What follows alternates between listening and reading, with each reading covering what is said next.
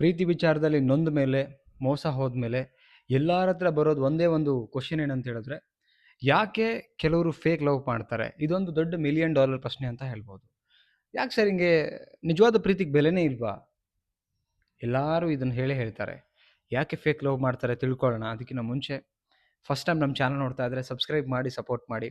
ನಿಮ್ಮ ಸಪೋರ್ಟ್ ತುಂಬ ಅವಶ್ಯಕತೆ ಇದೆ. ಆದಷ್ಟು ಬೇಗ 50K ಆಗಲಿ ಕಂಪ್ಲೀಟ್ ಅಂತ ಹೇಳ್ತಾ, ಆ್ಯಂಡ್ ಕೌನ್ಸಿಲಿಂಗ್ ಬೇಕು, ನನ್ನ ಜೊತೆ ಮಾತಾಡಬೇಕಂದ್ರೆ ಸ್ಕ್ರೀನ್ ಮೇಲೆ ನಂಬರ್ ಹಾಕಿರ್ತೀನಿ, ಸೊ ಕಾಂಟ್ಯಾಕ್ಟ್ ಮಾಡಿ. ಓಕೆ, ಫಸ್ಟ್ ಪಾಯಿಂಟ್ ಏನು ಅಂತ ಹೇಳಿದ್ರೆ, ಫಿಸಿಕಲ್ ಅಟ್ರಾಕ್ಷನ್ ಮಾತ್ರ ಇದ್ದಾಗ, ಇದು ನಿಮ್ಮ $1 ಮಿಲಿಯನ್ ಪ್ರಶ್ನೆ ಏನಿದೆ, ಯಾಕೆ ಕೆಲವರು ಫೇಕ್ ಲವ್ ಮಾಡ್ತಾರೆ ಅಂತ ಹೇಳಿದ್ರೆ, ಅವ್ರ ಮೈಂಡಲ್ಲಿ ಬಂದಿರೋದೇ ಫಿಸಿಕಲ್ ಅಟ್ರಾಕ್ಷನ್. ನೋಡಿದ ತಕ್ಷಣ ನಿಮ್ಮ ಫಿಸಿಕ್ ಇಷ್ಟ ಆಗಿರೋದಷ್ಟೇ. ಅವರ ಪರ್ಪಸ್, ಇಂಟೆನ್ಷನ್, ಭಾವನೆಗಳ ಇರೋದೇ ಇಲ್ಲ. ಆ್ಯಕ್ಚುಲಿ ಇರೋದೇ ಫಿಸಿಕ್. ಏನು ನೋಡಿರ್ತಾರೆ ಆ ಫಿಸಿಕ್ ಮೇಲೇ 100% ಇನ್ವಾಲ್ವ್ಮೆಂಟ್ ಆಗಿರ್ತಾರೆ. ಅದರ ಇಂಟ್ರೆಸ್ಟ್ ಕಡಿಮೆ ಆದಾಗ ಆಟೋಮೆಟಿಕ್ಲಿ ನಿಮ್ಮಿಂದ ಆಚೆ ಹೋಗ್ತಾರೆ, ಆ್ಯಂಡ್ ಅದು ಫೇಕ್ ಅನ್ಸ್ಲಿಕ್ಕೆ ಶುರು ಆಗುತ್ತೆ. ಬಿಕಾಸ್ ಭಾವನೆ ಆ ಮುಖಾಂತರ ನೋಡೇ ಇರಲ್ಲ ನಿಮ್ಮ ನೋಡಿರೋದು ಲೈಕ್ ದೃಷ್ಟಿಕೋನ ಏನಿರುತ್ತೆ ಅಂತ ಹೇಳಿದ್ರೆ, ಓನ್ಲಿ ನಿಮ್ಮ body language, way of dressing, way of beauty, way of structure, ಇದು ನೋಡಿದಾಗ ಕಣ್ಣಿಗೆ ಕುಗ್ತಾ ಇರತ್ತೆ ಆ ಬ್ಯೂಟಿನೇ. ಸೊ ಅವಾಗ ಮಾತ್ರ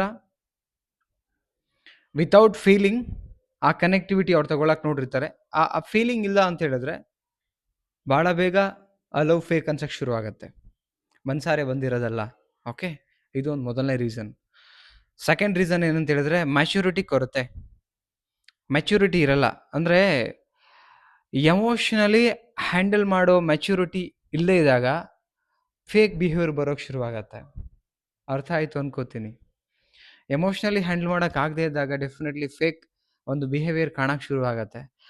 ಎಮೋಷ್ನಲಿ ಹ್ಯಾಂಡಲ್ ಮಾಡೋದು ಇಟ್ ಮೀನ್ಸ್ ಅಂದರೆ, ಮನ್ಸಾರೆ ಆ ಒಂದು ಪ್ರೀತಿಲಿ ಇನ್ವಾಲ್ವ್ಮೆಂಟ್ ಆಗಿರಲ್ಲ. ಆ ಎಮೋಷನ್ಸನ್ನು ಅರ್ಥ ಮಾಡ್ಕೊಳಕ್ಕೆ ಆಗ್ದಿರಾ, ಅವ್ರಿಗೆ ನಿಜವಾದ ಎಮೋಷನ್ಸ್ ಬಗ್ಗೆ ಅವ್ರಿಗೆ ಕಾಳಜಿ, ಪ್ರೀತಿ ಇದ್ದಿದ್ರೆ ನಿಮ್ಮ ಎಮೋಷನ್ಸ್ ಬಗ್ಗೆ ಅರ್ಥ ಮಾಡ್ಕೊಳಕ್ಕೆ ಸಾಧ್ಯ ಆಗೋದು ಅವ್ರಿಗೆ.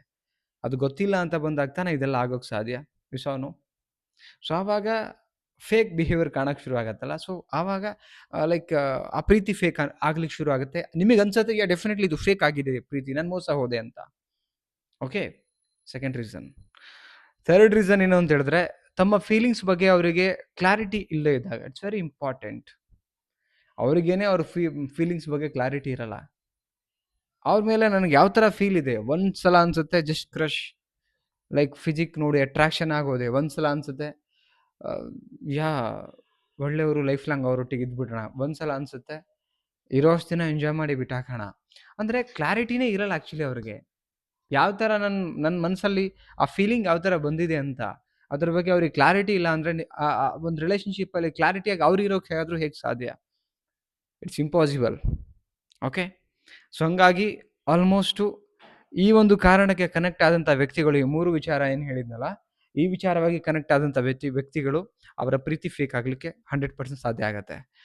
ಯಾರೆಲ್ಲ ನೋಡಿದ್ರಿ ಈ 3 ಪಾಯಿಂಟ್ಸು, ನಿಮಗೇನು ಅನಿಸುತ್ತೆ? ಕಮೆಂಟ್ ಸೆಕ್ಷನಲ್ಲಿ ನಿಮ್ಮ ವರ್ಡ್ಸ್, ನಿಮ್ಮ ಅನಿಸಿಕೆ, ನಿಮ್ಮ ಅಭಿಪ್ರಾಯನ ಕಮೆಂಟ್ ಮಾಡಿ. ಇಷ್ಟ ಆದರೆ ಲೈಕ್ ಮಾಡಿ. ಆ್ಯಂಡ್ ಅಗೇನ್ ಹೇಳ್ತಾ ಇದ್ದೀನಿ, ಎಲ್ರಿಗೂ ಶೇರ್ ಮಾಡಿ. ಕೌನ್ಸಿಲಿಂಗ್ ಬೇಕಾ ಕಾಂಟ್ಯಾಕ್ಟ್ ಮಾಡಿ. ಮತ್ತೊಂದು ಟಾಪಿಕಲ್ಲಿ ಸಿಗೋಣ. Thank you so much guys. Love you.